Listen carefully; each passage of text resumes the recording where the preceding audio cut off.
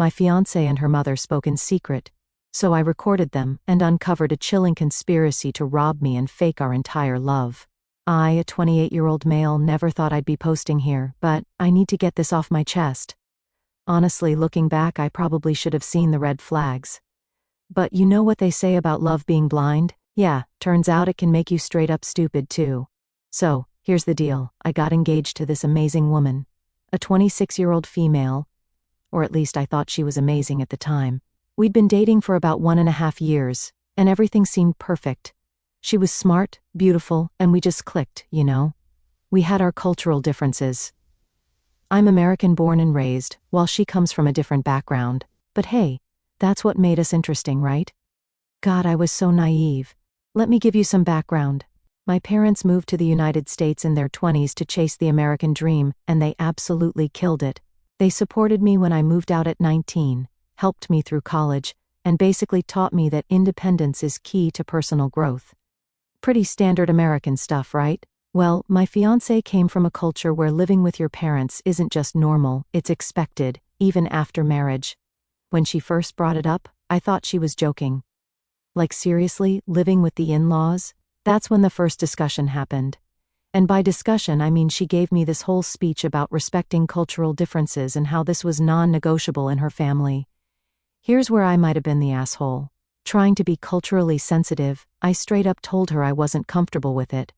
Her apartment wasn't even big enough for all of us. We're talking about a 2-bedroom place that barely fit her and her parents already. But get this. She made it seem like her parents were temporary residents with her. Looking back, that should have been red flag number 1. The way she worded things was always just slightly off. But you know what love does to your brain? It makes you compromise on things you never thought you would. So, after weeks of back and forth, she came up with this brilliant solution. Just try it for a few months, she said. If you're not comfortable, we can move out. Sounds reasonable, right? Wrong. So wrong. I agreed because hey, I was trying to be the bigger person here, show her I respected her culture and all that jazz. Plus, her parents seemed super sweet when I met them. Her mom would make these amazing traditional dishes, and her dad would try to talk sports with me, even though he clearly had no idea about American football. They were putting on the performance of a lifetime, and I was their standing ovation. The first few days after moving in were interesting. Everything seemed fine on the surface. They'd smile at me during breakfast, ask about my day during dinner, and generally act like the perfect future in-laws. But there was this undercurrent of something I couldn't quite put my finger on. You know that feeling when you walk into a room and everyone stops talking? Yeah, multiply that by about 100. The apartment situation was exactly as cramped as I'd feared. My fiancé and I shared her old room, which barely fit a queen-sized bed and a dresser. Her parents had the master bedroom, and the living room became this weird shared space where nobody felt completely comfortable. The walls were thin, like hear every cough thin, and privacy became this mythical concept I'd tell myself stories about at night. But the real kicker, the thing that should have had me running for the hills, was the constant conversations in their native language. Now, I'm not one of those speak English in America guys, absolutely not. But when you're living together and 3 people constantly have conversations you can't understand, it starts to mess with your head. I tried to be proactive about it. I asked my fiancé to teach me her language multiple times. I mean, wouldn't that be the perfect solution? I could learn more about her culture, communicate with her parents better, and stop feeling like an outsider in what was supposed to be my future family. But every single time, she'd brush it off with some excuse. It's too complicated, she'd say. Or, you don't need to learn it. We can speak English with you. Looking back now, I want to grab my past self by the shoulders and shake some sense into him. But hindsight's 20/20, right? At the time, I was just trying to make it work. Trying to be understanding.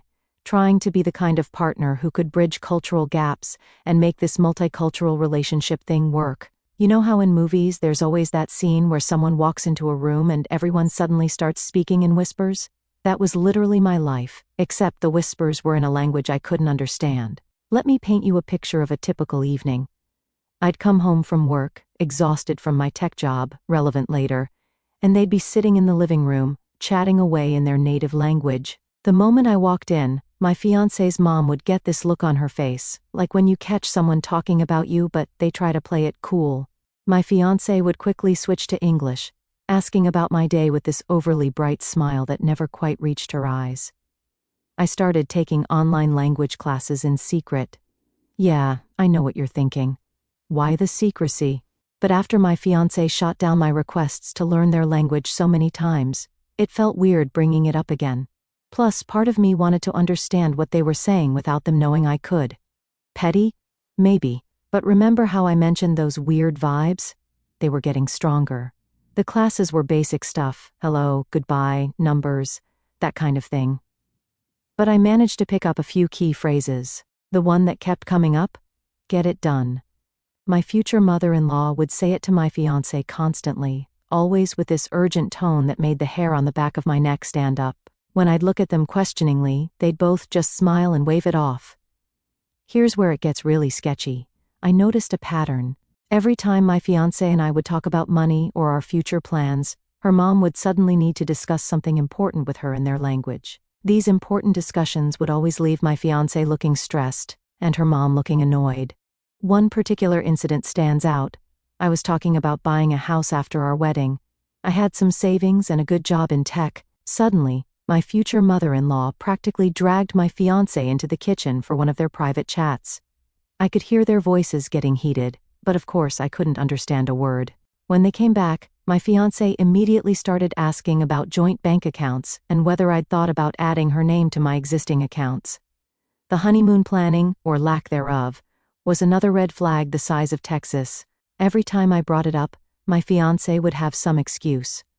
Work is really busy right now, or let's wait until after we sort out our living situation. But she had no problem planning other things, like how to combine our finances or whether I'd consider adding her name to the lease of my rental property.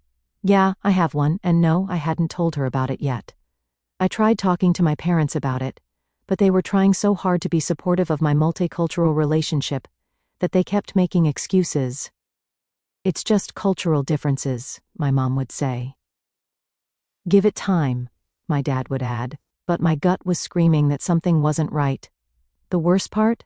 I started feeling like I was going crazy. You know that feeling when you're the only one who can see something's wrong, but everyone else is acting like everything's normal? That was my life. I'd catch these looks between my fiancé and her mom, hear snippets of conversations that would suddenly stop when I entered the room. Notice how they'd immediately switch to English mid-sentence when they realized I was within earshot. I started documenting everything. Call me paranoid, but I began keeping a journal of all the weird incidents. The times my future mother-in-law would ask surprisingly specific questions about my income, the way my fiancé would deflect any conversation about her immigration status, how they'd have these intense conversations in their language that would end abruptly when I walked in. At work, I started taking longer hours just to avoid going home. My CO workers noticed the change in me. You don't smile as much anymore, one of them told me. If they only knew what was going on in my head. The thing about being in a situation like this is that you start doubting yourself. Was I being xenophobic? Paranoid?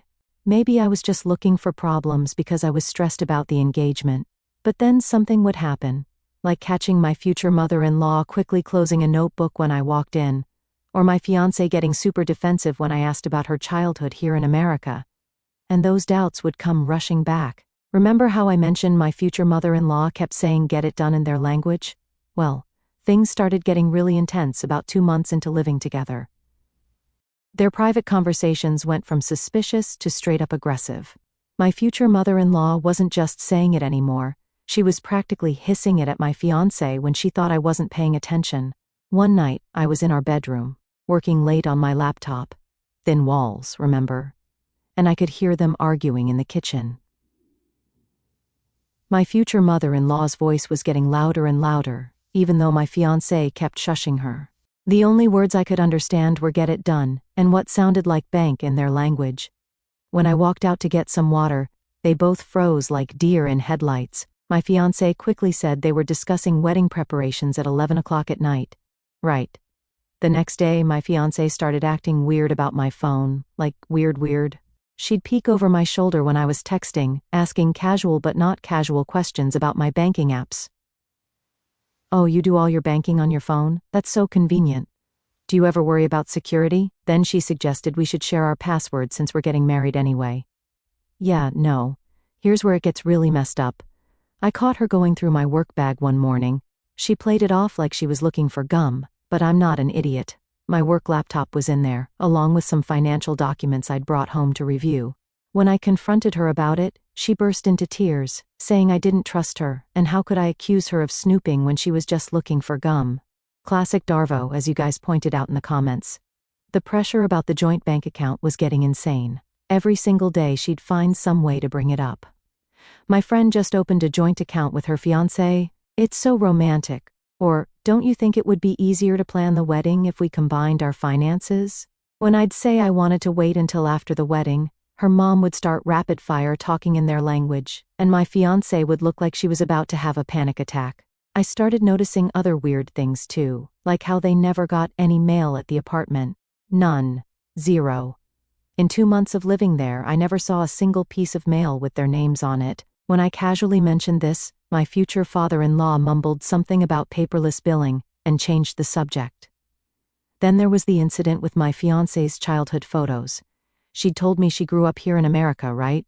Well, one day, I asked to see some of her old school pictures. She got super flustered and said they were all lost in a move. But later that week, I overheard her yell at her mom in their language about the photos. When I walked into the room, they both shut up so fast I thought they'd given themselves whiplash. My future mother-in-law was getting more aggressive with her timeline too. I kept catching phrases like "before he finds out" and running out of time in their conversations. Remember those language classes I was taking? Yeah, they were starting to pay off in the worst possible way. I wasn't fluent by any means, but I was picking up enough words to know something was seriously wrong. The wedding planning was another red flag factory. My fiancé kept pushing for a quick courthouse ceremony. When I talked about wanting a real wedding with family and friends, she'd get super anxious and start speaking with her mom in their language. The next day, she'd come up with some excuse about why a big wedding was a bad idea. It's too expensive, or we should save that money for a house instead. Right, the house she was suddenly desperate to buy together. I started having trouble sleeping every night. I'd lie awake, listening to them whisper in the living room after they thought I was asleep. Sometimes I'd hear my name, followed by hushed arguments. My fiancé would come to bed late thinking I was asleep, and I'd feel her tossing and turning beside me, checking her phone constantly. The breaking point? I found a notebook hidden in our closet, filled with their handwriting in their language. The only things I could understand were numbers, big numbers, and my name. When I asked my fiancé about it, she snatched it away and said it was wedding budget planning. But I saw the panic in her eyes. That's when I knew I had to do something drastic. After finding that notebook, I knew I had to get proof of whatever was going on. I'm a tech guy, so I had a decent voice recorder app on my phone. Not proud of what I did next, but desperate times, you know? I started recording their conversations when they thought I wasn't paying attention. The first few recordings were useless. Just normal household stuff. Talking about dinner. Complaining about the weather. But then came that night. Yeah, it deserves the capital letters. I got home from work earlier than usual because a meeting got canceled. As I was walking up to our apartment door, I could hear them arguing. Like, full-on screaming match arguing. Instead of going in, I stood there and hit record on my phone. My future mother-in-law was losing it. Her voice was so loud, I was surprised the neighbors hadn't called the cops. My fiancé was crying. I could hear that clearly through the door. I could hear the intensity, even if I couldn't understand most of what they were saying. But remember that phrase, "get it done"? Yeah, my future mother-in-law was practically shrieking it. I stood there for almost 15 minutes, just recording. My hands were shaking so bad I nearly dropped my phone twice. The only words I could pick out were bank, green card, and something about time running out. My heart was pounding so hard I was sure they'd hear it through the door. Finally, I took a deep breath, stopped the recording, and walked in like nothing was wrong. The silence that hit when I opened the door was deafening. My fiancé was in the kitchen, clearly trying to hide that she'd been crying. My future mother-in-law was sitting at the dining table, her face red from yelling. They both looked at me like they'd seen a ghost. "Everything okay?" I asked, trying to keep my voice casual. My fiancé forced a smile and said they were just discussing wedding plans. Right, because everyone cries and screams about flower arrangements. That night, I couldn't sleep. I kept replaying the recording, trying to pick out words I knew, but I needed help. That's when I remembered Emma, not her real name. My CO worker. She was from the same country as my fiancé, but I'd never mentioned it to anyone at home. The next day at work I caught Emma during lunch break.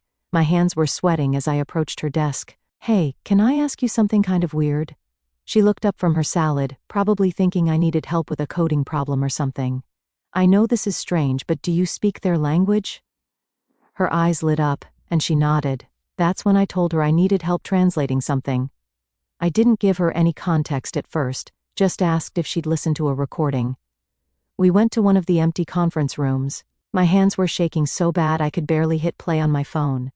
As the recording started playing, Emma's expression changed from curiosity to concern to straight-up horror.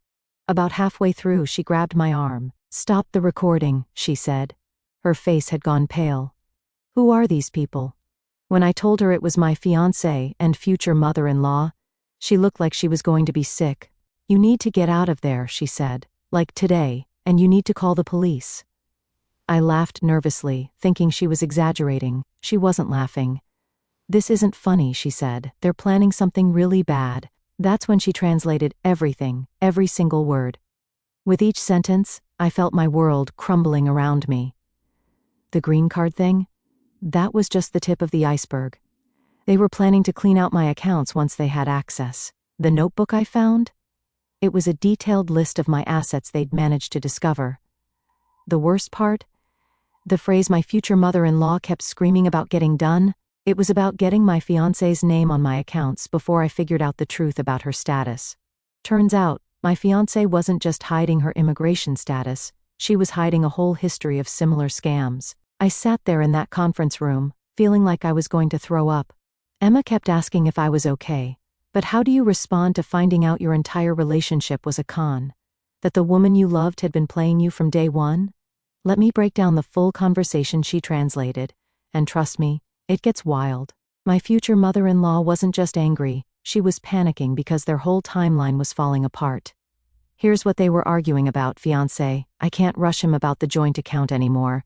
He's already getting suspicious. Mill, we're running out of time. Your visitor visa expires in 3 months. Do you want to go back after all the work we put into finding him? Fiancé, you think I don't know that?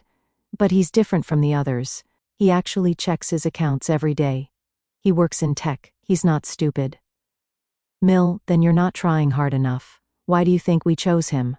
Have you seen his house, the rental property? We didn't spend 6 months tracking his finances for you to get cold feet now." "Yeah, 6 months. They'd been watching me for 6 months before we even met. That cute coffee shop where we had our first date? Not a coincidence. They knew my routine. They knew I stopped there every Tuesday and Thursday before work. But wait, it gets better. Worse." Emma's hands were shaking as she translated the next part.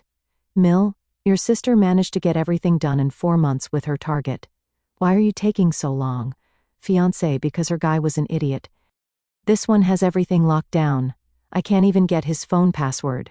Mill, then find it. Drug his drink if you have to. We need access to his accounts before the wedding."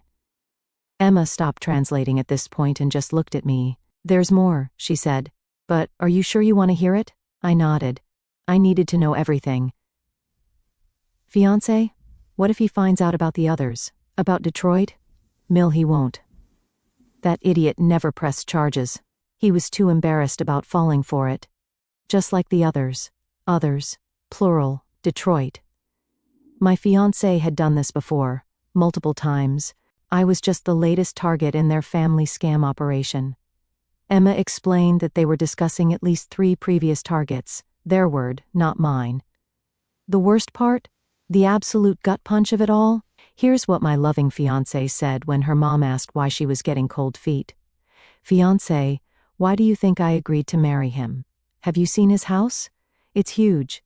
He doesn't know I don't have a green card. I'll have to coax him into believing my story. We're engaged now, but we need to wait to make our move. He's loaded. We just need to be patient." Loaded? Mr. I'm a software developer with a decent job and some savings? But they'd somehow built me up in their minds as this wealthy target. The rental property I'd scraped and saved for was like a flashing dollar sign to them. Emma went on to explain more context she picked up from the conversation. This wasn't just a green card scam, it was a full-on family business. They would identify targets, single, financially stable men with minimal family connections, gather intel on their finances, and then arrange chance meetings with either my fiancée or one of her sisters. The plan was always the same: 1. Get engaged quickly, 2. Push for joint accounts, 3. Rush the wedding, 4. Clean out the accounts, 5. Disappear. I sat there in that conference room, feeling like I was going to pass out. Emma kept asking if I needed water, if I should call someone, but who do you call when you discover your entire relationship was a carefully orchestrated con? Then Emma dropped another bomb. They've done this before, recently, she said. They mentioned something about a guy in Detroit who almost caught them. They had to leave in the middle of the night. That's probably why they're rushing now. Everything started making sense. The pressure about joint accounts, the hidden notebook with financial details, the constant refusal to let me learn their language, the pushing for a quick courthouse wedding. They weren't just after a green card, they were after everything. After that conversation with Emma in the conference room, I couldn't go back to work. My hands were shaking so bad I could barely type, and I kept having to run to the bathroom to throw up. Emma, absolute angel that she is, told our boss I had food poisoning and needed to go home. But I couldn't go home, not to that apartment, not to them. Instead, I called my dad. Looking back, I'm so grateful I did. The conversation went something like this: "Me, Dad, I need help." Like right now: "Dad, what's wrong? Are you okay?" Me, voice cracking: "The engagement, it's all fake. They're trying to scam me."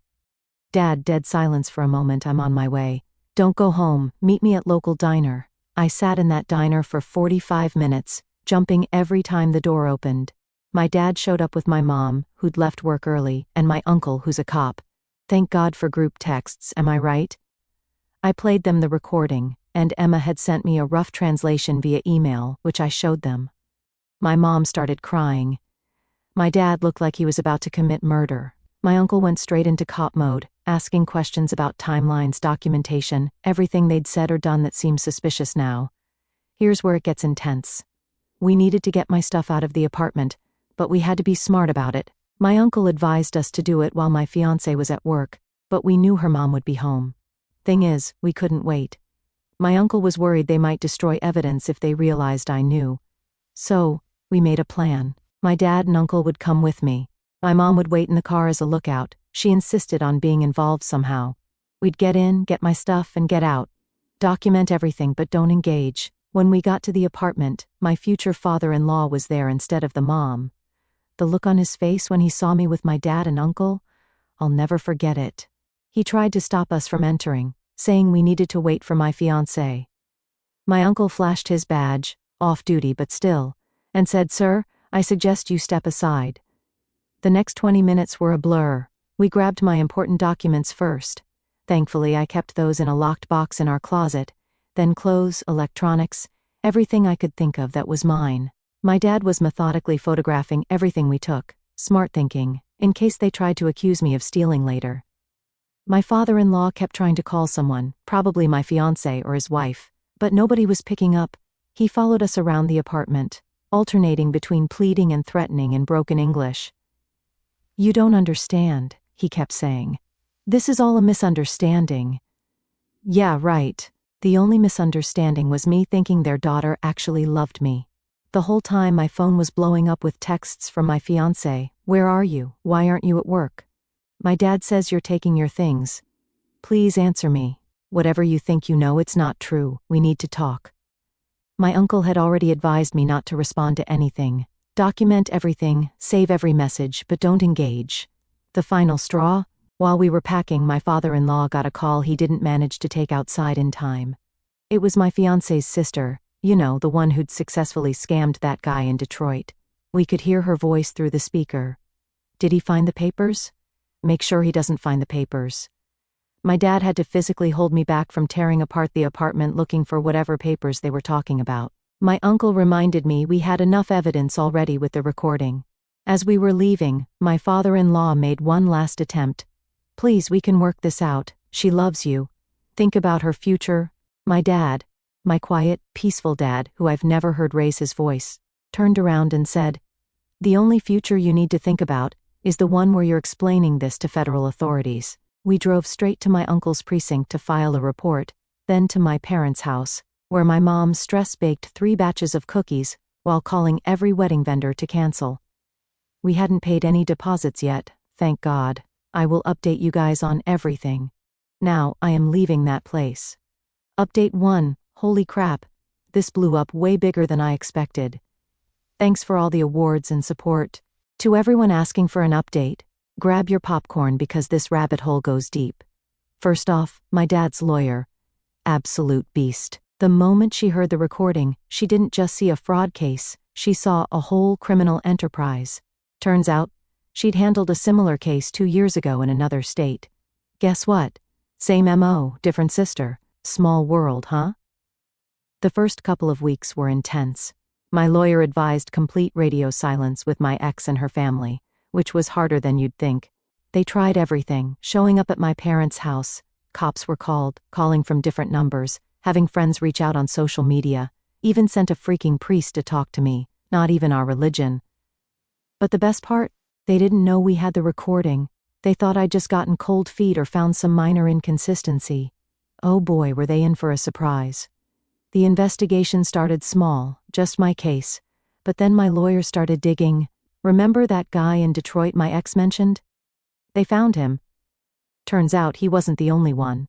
There were others, a doctor in Michigan in 2018, an engineer in Texas in 2019, a small business owner in Florida in 2020, and 3 more who were too embarrassed to come forward initially. Each case followed the same pattern. 1. Target successful single guys. 2. Rush into engagement. 3. Push for joint accounts. 4. Try to get access to finances. Disappear once they hit pay dirt or if they got caught. But here's where it gets wild. The investigators found a notebook. Remember how their dad tried to stop us from finding the papers? Yeah, they found them when executing a search warrant. It wasn't just notes about me, it was their whole playbook, lists of potential targets with detailed financial info, scripts for different scenarios. If he asks about green card, say. Contact info for people who could help with documentation, actual rankings of potential targets based on estimated net worth. The notebook had everything, and I mean everything. They'd been stalking me for months before we accidentally met. My daily coffee shop schedule, which gym I went to, where I did my grocery shopping, my freaking credit score, lists of my known assets, even notes about my dating app preferences. Reading through it made me physically sick. Every spontaneous meeting, every coincidental run-in, every shared interest, all carefully planned and orchestrated. They even had notes about which sports teams I followed so my ex could pretend to be a fan. But wait, it gets better. Worse. The investigators found a whole group chat where different family members shared tips about finding and scamming targets. My ex was in there, bragging about how she'd landed a big fish, me, and giving advice to her cousins about how to spot good targets. The legal proceedings were a nightmare, but in a good way, if that makes sense. Every time we thought we'd uncovered everything, something new would pop up. Fake documents workshop in their basement. Multiple sets of identification. Hard drives full of background checks on potential targets. Bank accounts in 3 different countries. My lawyer was like a kid in a candy store. This isn't just fraud, she kept saying. This is a whole RICO case. Had to Google what that meant, organized crime stuff. The immigration authorities got involved when they realized most of their documentation was fake. Turns out, my ex hadn't grown up here like she claimed. She'd been in and out of the country on various visas, using different names and documents. The real kicker? They found a literal training manual, like an actual document explaining how to pick vulnerable targets. Recently divorced men were preferred. Create natural, meeting opportunities, build trust quickly. Push for quick engagements, gain access to finances, handle suspicious family members. Disappear without leaving traces. My ex tried to play innocent at first, claiming she really loved me and her family forced her into it. Then she tried to claim she was a victim too. Finally, when they showed her the evidence, including that recording, the look on her face was priceless. She tried to cut a deal. I'm now staying with my parents, and I will update you guys when all this nightmare ends. Final update. Well, Reddit, this is it. The final chapter of this crazy story. After everything that happened, I can finally say it's over. The court proceedings wrapped up last month. Here's how it all ended. My ex-fiancée, 3 years in federal prison for fraud, followed by deportation. Her parents deported immediately. They were here on expired visitor visas anyway. Her siblings, various charges. Mostly related to document fraud. Honestly, watching them in court was surreal. My ex tried playing the victim card until the prosecutor played the recording. The look on her face when she realized I had proof of everything, I won't lie, that felt good. I didn't stick around for the whole trial. My lawyer said I didn't need to be there every day, and honestly, I had better things to do with my life, like actually living it. The restitution they were ordered to pay? I'm not holding my breath, but that's fine. Thanks to never creating that joint account and catching this before the wedding, my finances are intact. The only thing I really lost was time and trust, and I'm working on the trust part. Emma, my CO worker, who translated the recording, has become one of my closest friends. She feels guilty about ruining my engagement, her words, but I keep telling her she saved my life. We grab coffee sometimes and laugh about how I'm way more careful about who I date now. My parents have been incredible through all of this. Dad still occasionally apologizes for not seeing through them sooner, but I remind him that they fooled everyone. Mom stopped trying to set me up with nice girls from church, mostly, and they've both been super supportive of me just taking time to focus on myself. Life's actually pretty good now. Got a promotion at work, started taking actual language classes, properly this time. Moved into a new place, even adopted a dog. Best decision ever. The whole experience taught me some valuable lessons. Trust your gut when something feels off. Don't ignore red flags just because you're in love. Keep your finances separate until you're absolutely sure. Learn the language if your partner speaks one you don't. It's okay to take things slow. To everyone who followed this story and offered support, thank you. Your comments and messages helped me feel less alone during one of the darkest times of my life. And to anyone else who might be in a similar situation, if something feels wrong, it probably is. Don't be afraid to ask questions. Don't be afraid to dig deeper. And definitely, don't be afraid to walk away. As for me, I'm done letting this define my life. They're getting what they deserve, and I'm getting what I deserve too. A chance to move on and be happy.